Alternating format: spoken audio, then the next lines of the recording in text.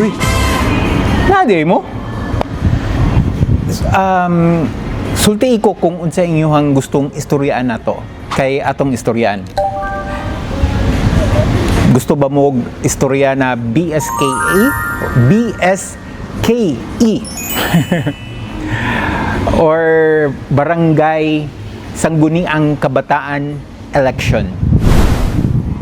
Naay nag-text na ako if madayon ba ang 2026 November 2, 2026 na Barangay Sangguniang Kabataan Election.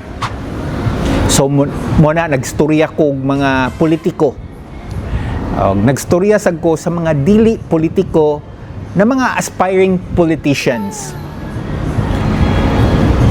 Pagstorya na ko sa mga politiko, ang ilang tubag dili madayon ang election. Muna ilang tubag. Basta politiko ha, barangay captain, barangay councilors, maog yun na ilahang tubag.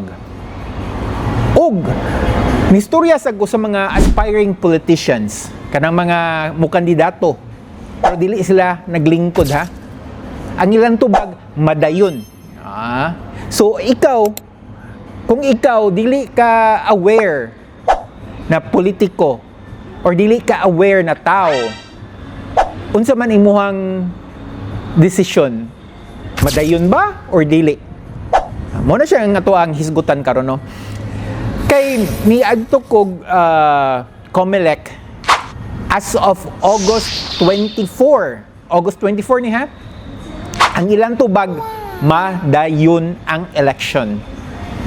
Kay nakagastos naman sila slight, pero gastos yapon. So if dili madayon by September, sayang kaila mga nagastos. Kung ikaw ato amang gyud ang kwarta, taxpayers man na kwarta, if ma-cancel or ma-postpone ang election to 2028, then naka-print na sila sa 2026. Okay ra kung pila ra na siya ka thousands, okay ra kung pila ra na siya ka millions, pero moingong kag 10 million, lahi na iskan tag piso ra ang print, 10 million pesos yapon na siya no. So again, kung ma-cancel siya, gastos yung gayo. If madayon siya, mas maayo. So, ang tubag nila as of August 24 ni siya ha, wata ka ba kung August 25, 26, 27, kung unsa ang decision. Kay wala pa siya napasar sa Kongreso. So, pasabot sa Congress o sa Senate, wala pa siya napasar. Okay?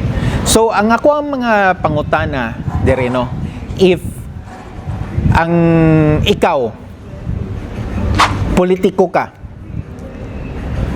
ganahan ka mo bayad para madayon ang election or dili ma-postpone ang election, I'm sorry. Unsa man imuhang buhaton?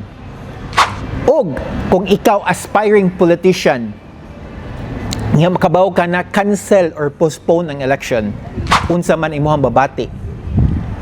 Kasuko or ng luod or di na lang kamudagan, daghan kayo. So sa mga tao diha no na nangutana nako, ang akong tubag lang yun as of August 24, dayon ang election, dayon yun ang election no. So again, sa mga if madayon or madili madayon ang election, ang importante lang buhaton lang nato ang mga dapat natong buhaton. Kaya kabantay ko sa ubang barangay no, na ang mga barangay captains, ang mga barangay councilors manglihok if kabaw sila na election na. Pero kung bago lang nahuman ang election, nakadaog sila, dili kayo manglihok. I mean, uban di ganin mo og barangay hall no, dili isara siguro ka barangay councilor diri sa among lugar ni ha. Usara siguro ka barangay councilor ang nakita nako na mulihok. Pero again, dayon ang election. Kamo, unsa man inyong hunahunaan ni? Kung naamoy ganahan i-topic na to sa sunod, hisguti or i-comment na lang na ninyo kay atong hisgutan. Okay?